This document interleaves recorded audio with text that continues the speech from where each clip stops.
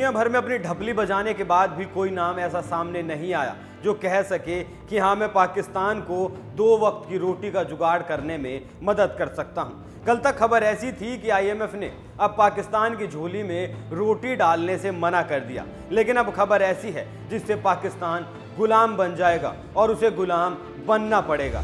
जिन गुलामी के जंजीरों को पाकिस्तान कश्मीर में डालना चाहता था, आज वो घुंघरू उसे खुद के पैरों में बांधने पड़ेंगे और IMF जैसा कहेगा उसे वैसे ही नाचना पड़ेगा।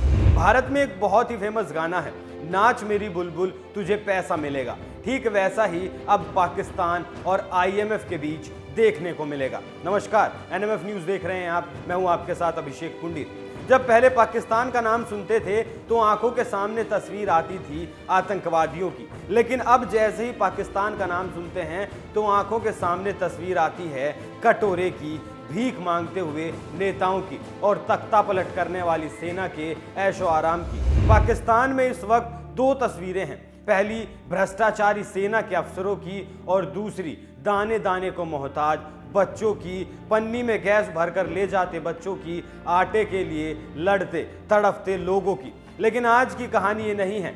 आज की कहानी ये है कि पाकिस्तान को पैसों की ज़रूरत है और IMF पाकिस्तान को पैसे देने के लिए राज़ी हो गया है, लेकिन अपनी शर्तों पर। मतलब IMF पाकिस्तान को पैसा तो देगा, लेकिन गुलाम बनाने के बाद। देखिए कैसे पाकिस्तान IMF की गुलामी करेगा।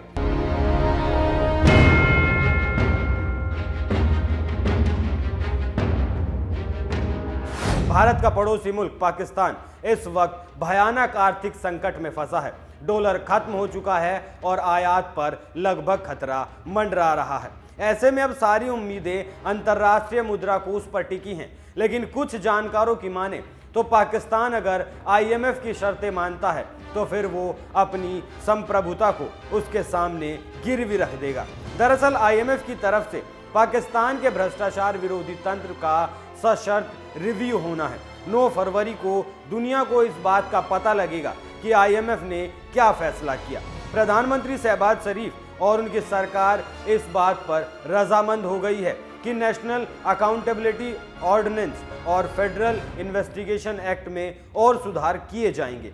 IMF की टास्क फोर्स की तरफ से NAO 1999 और FIA एक्ट 1974 में संशोधन किए जाएंगे। IMF की तरफ से पाकिस्तान की सरकार पर पिछले 1 साल से ये शर्त लगाई जा रही है कि वो NAO में बदलाव करे। ये वो कानून है जिसके तहत पाकिस्तान के राजनेताओं के अलावा यहाँ के अफसरों ने 1100 अरब रुपए का फायदा कमाया है, जमकर भ्रष्टाचार किया और जनता का पैसा लूटा।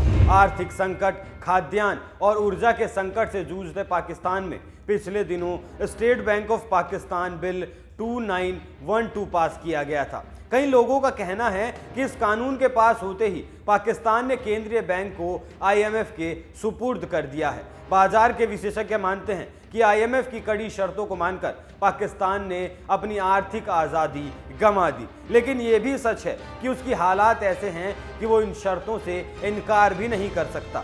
IMF की तरफ से सशर्त 1.3 अरब डॉलर रिलीज करने का फैसला किया गया। 9 फरवरी के बाद इसका ऐलान भी कर दिया जाएगा। मार्च में अगली किस्त का ऐलान किया जाएगा। रक्षा बजट में सालाना 10 से 20% की कटौती के साथ ही IMF ने मांग की है कि सैन्य और असैन्य अफसरों की संपत्ति का भी ब्यौरा दिया जाए। साथ ही शहबाज सरकार को इस महीने ही 300 अरब डॉलर के मिनी बजट के बारे में घोषणा करनी होगी।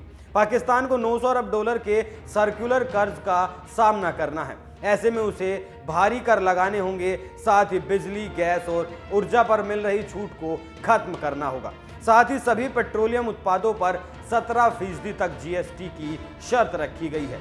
इसके अलावा IMF से सलाह मशवरे के बाद ही पाकिस्तान कोई वित्त से जुड़े कानूनों में बदलाव कर सकेगा।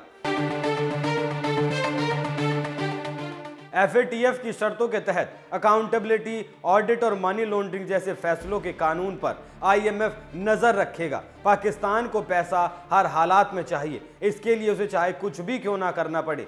जैसे ही 9 फरवरी को उसके खाते में पैसा आएगा वो IMF का गुलाम बन जाएगा। वक्त का पहिया कब घूम जाए उसका पाकिस्तान से बेहतर कोई उदाहरण नहीं हो सकता। कभी भारत को गुलाम बनाने की सोच रखने वाला अब अपनी मर्जी से सांस भी नहीं ले पाएगा। लेकिन उसकी परेशानी यहीं खत्म नहीं हो जाती। जैसे ही वो IMF से कर्ज लेता है वैसे ही चीन उसके उल्टे दिन शुरू कर देगा। चीन अपने पैसे के लिए दबाव बनाएगा, क्योंकि फोर्ब्स के मुताबिक चीन का पाकिस्तान पर कर्ज करीब $77 बिलियन का है। वैसे तो चीन पाकिस्तान का आयरन ब्रदर कहा जाता है, लेकिन चीन ने पाकिस्तान को जो चोट दी है उसके बाद चीन पाक के रिश्तों में खटास आ सकती है, क्योंकि चीन ने पाकिस्तान को और कर्ज देने का वादा किया था, लेकिन समय पर उसने पाकिस्तान की बखिया उधेड़ दी।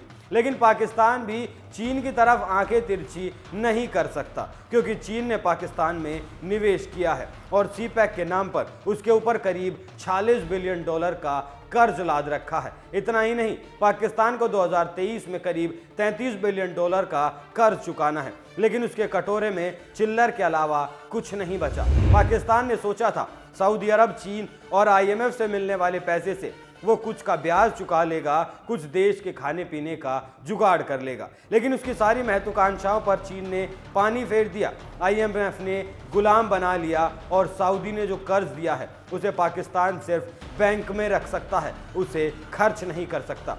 रोटी को मोहताज पाक अब एक बार फिर से अल्लाह के भरोसे बैठने को मजबूर है। आप इस खबर पर क्या राय रखते हैं हमें कमेंट करके ज़रूर बताएं। स्पेशल रिपोर्ट में फिलहाल के लिए इतना ही। बने रहिए NMF न्यूज़ के साथ। नमस्कार।